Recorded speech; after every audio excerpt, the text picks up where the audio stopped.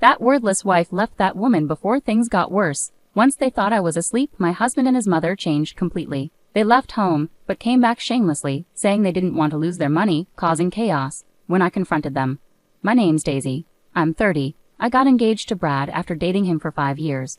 We lived with his parents in their house. We planned to buy our own home when we had our first child. It's been almost 2 years now, but we haven't had a child yet, and we're still living with his parents. Living with my husband, his mom, and his younger brother, I often worried those around me. My parents lived far away, needing a flight to visit, and they regretted not being able to help more. Luckily, my husband was always kind, and I had a great relationship with my mother-in-law. We were so close that typical issues between in-laws didn't affect us, making me really happy. Then I had an accident and broke a bone.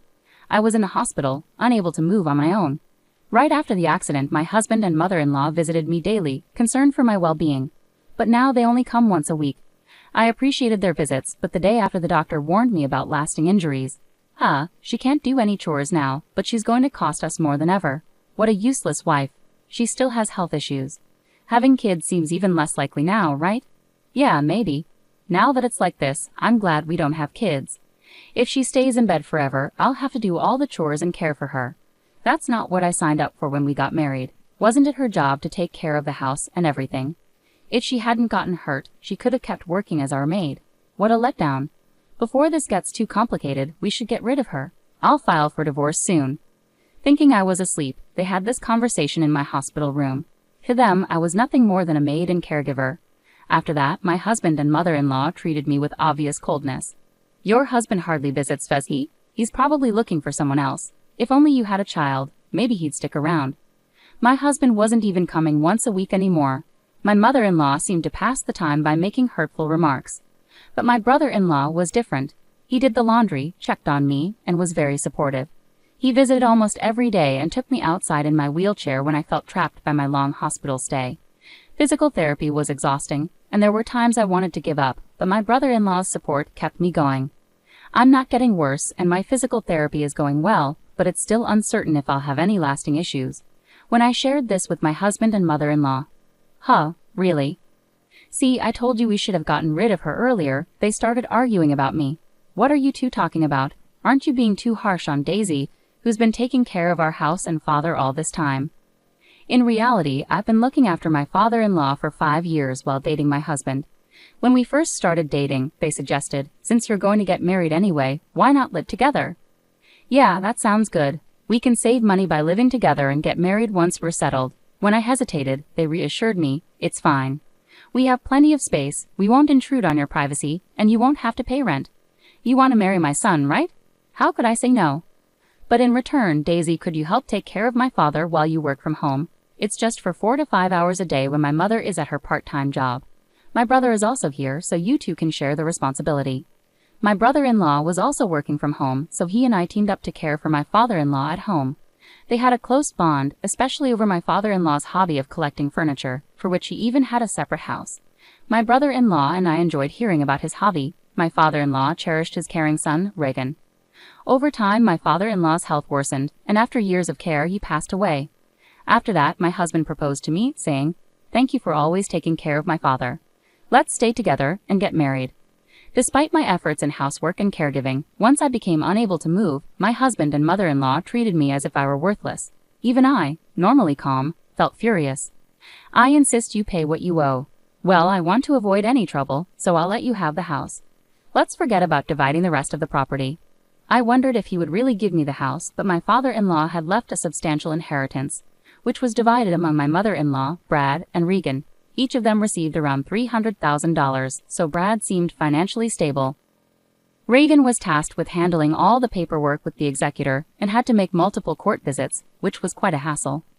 "No way, we can't give up the house.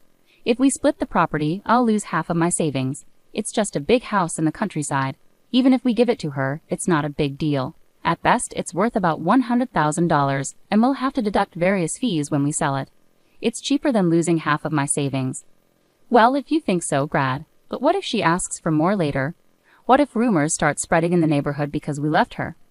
The two argued over what to do with me. "Then I'll take her in," Regan, Brad's brother, interrupted. "Why would you do that?" "You've had your eye on Daisy, haven't you? That's why you're so willing. You can have her if you want, but she's no longer any use to us. Don't expect to come back asking for Daisy or the house later." "Sure, why would I? Just make sure you don't come asking for money later. And remember, you can't return damaged goods." Brad and Reagan finalized the property transfer with legal paperwork through a lawyer. "I'll take some money for my savings. You should find a younger, healthier, prettier woman to marry and build a better life. Sound good? Hey, Daisy, get a lawyer to start the divorce process quickly," they said. They planned to stay in a hotel for a while and left the room. Regan and I silently watched them leave. I needed to find a lawyer to start the divorce process. With Regan's help, I filed for divorce, and within a few days, Brad and I were legally separated. A week later, Brad and my mother-in-law packed their things and moved out of the house. It felt odd that Regan, Brad's brother, continued to visit me. "Now that I'm no longer married to your brother, you don't have to worry about me," I told him. "I'm doing this because I want to. Our connection wasn't just because you were married to my brother. We've worked together caring for Dad and managing the house. We've talked more in these 7 years than my brother ever did with me. We're friends, right?" Regan said, smiling gently. All I could do was express my gratitude. A month later, I left the hospital. Even though I still had physical therapy sessions to attend, being home after such a long time felt like a relief. "Do you think they'll really come back?" "I'm worried they might return and make me work again," I expressed my concern to Regan. "If they do come back, I'll make sure they leave. I can't forgive how they treated you so badly. Besides, they have no right to return to this house," Regan reassured me firmly. Since I still couldn't move well, Regan took care of most of the household chores. Luckily, I could continue working from home as a freelancer, which helped financially. With regular physical therapy sessions twice a week, I recovered smoothly without any issues. A year later, I regained my independence and Regan and I shared the household duties. We spent more time together, even taking trips on our days off.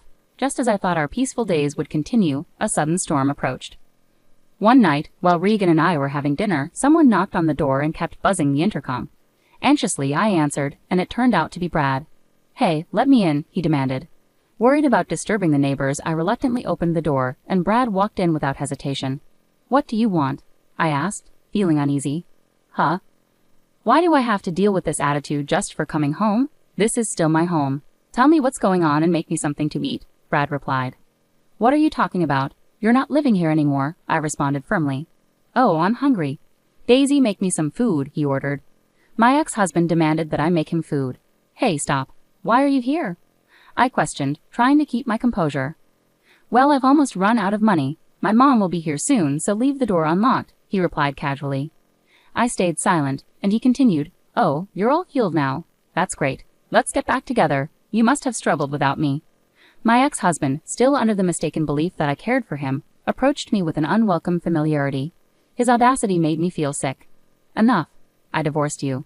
I don't care about you anymore. Don't act like you're in charge. You've been living off my money this whole time, only capable of doing housework," I retorted firmly. "Just do as I say and shut up," Brad shouted. Just then, the door opened, and his mother walked in. "You left the door unlocked? That's careless," she scolded. "What's going on here? She's getting too bold," she added, noticing the tension. So I was just giving her a bit of a lesson. "She's gotten tough in the year we've been away." Brad and his mother began to settle in again, acting as if they belonged there. "This is enough. This isn't your home. I'm calling the police," I asserted firmly. "Oh yeah, about that. This house was originally in your father's name, right? So technically, with my mom and the inheritance, our previous agreement is null and void," Brad claimed loudly, making an unreasonable argument. "You promised to give me the house. If you're backing out of that, then everything about the property division should be canceled too. Give me half of the savings." "Sure, but I don't have it anymore. Didn't I tell you before? I've spent it all. I quit my job, blew it on drinks, risky investments, you name it." Brad's words shocked me. It was unbelievable that he could have spent such a large sum of money in just 1 year. "I also owe about $20,000 in consumer finance debts. Can you pay it off for me?" Brad asked, and at first, I thought he was joking, but his mother confirmed it was true. "I can't lend you that much money," I replied firmly. "I'm not asking for a loan. I'm telling you to pay it," Brad insisted. "I'm not giving you any money. I'm calling the police," Regan declared as he dialed emergency services. "You've gotten bolder in the past year. You're just trying to show off because Daisy is here." Brad started causing chaos in the house, even damaging the precious furniture that held sentimental value from my father-in-law.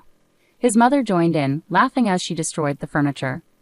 That's my father-in-law's and aunt's memories, I pleaded, but Brad and his mother continued their rampage, ignoring my protests. About 10 minutes later, the police arrived, and I explained the situation to them. This is quite a situation. Let's hear your side of the story, the police officer said calmly. Huh? What's wrong with me breaking things in my own house? Brad retorted defensively. That's right, we're just getting rid of things we don't need. What's the issue? His mother chimed in. Seeing the police unsure how to respond, Regan intervened. This house has never belonged to these two. It's in Daisy's name, Regan clarified. What nonsense are you talking about? Brad exclaimed in disbelief. In fact, our father-in-law left a will through a lawyer before he passed away. You probably weren't aware. You took what you were told and left the rest to me. So this house has always been Daisy's, Regan explained calmly. When I confirmed this, Brad and his mother were stunned. So this isn't your property then? Oh, wait, but I'm her ex-husband. We're like family, right? Daisy will forgive me, Brad pleaded. Don't be ridiculous. Once you're an ex, you're a stranger. I didn't even know you were seeing another woman before our divorce was finalized, treating me like a maid, I responded firmly. No, that's not what happened. I was just following what my mom said. She made me do all this, Brad protested. What are you talking about? Your failed business, your failed relationships with young women, your gambling debts. Are these all because of me? His mother retorted. She then revealed that after our divorce, Brad had tried to marry a younger woman. He had also quit his job to start his own business, which failed within a month. Even though he had money initially, he became reckless after being rejected, gambling and claiming he could afford it. Now he was almost broke, with nearly nothing left. You brought this upon yourself. This is all Brad's fault, so please at least forgive me, his mother pleaded, their previous condescending attitudes replaced by desperation as they tried to shift the blame and beg for forgiveness. The police, having heard enough, began to take control of the situation. Regan and I stood our ground, making it clear that neither Brad nor his mother had any right to the house or my forgiveness. This is really unbelievable. No, I won't forgive either of you. And this isn't something from the past, is it? You were treating me like a servant just a moment ago, right? Not leaving when I asked you to is illegal. Also, the furniture collected by my late father-in-law belongs to me now, so you need to pay me for that. But all right, we'll pay you back. Just please don't call the police. You wouldn't want me to go to jail, would you? I actually don't care at all. By the way, we're married. It turns out I married my brother-in-law, Reen. Well, he was my brother-in-law before, and now he's my husband. It hasn't even been a year, and you've moved on to another man, my own brother, at that. What are you talking about? You moved on before you were even divorced, didn't you? You wouldn't give Daisy back to me no matter how many times I asked? Brad was left speechless. I don't care anymore. I'll pay for any damages. How much for my idiot husband's stuff? Well, if we calculate roughly, about $100,000. Huh? The furniture my father-in-law collected was all high-end pieces made by famous designers. Brad and his mother, who had no interest in these items, seemed to believe they were just junk. You're going to pay for what you've broken, right? We're not sure if we can get the same items, but make sure to pay properly. Brad and his mother, unable to afford such compensation, were distraught. For now, the police took both of them away for trespassing and vandalism.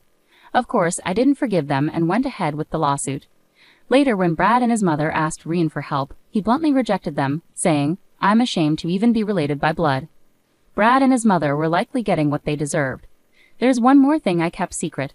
My father-in-law had told me to sell the house and use the money as I wished.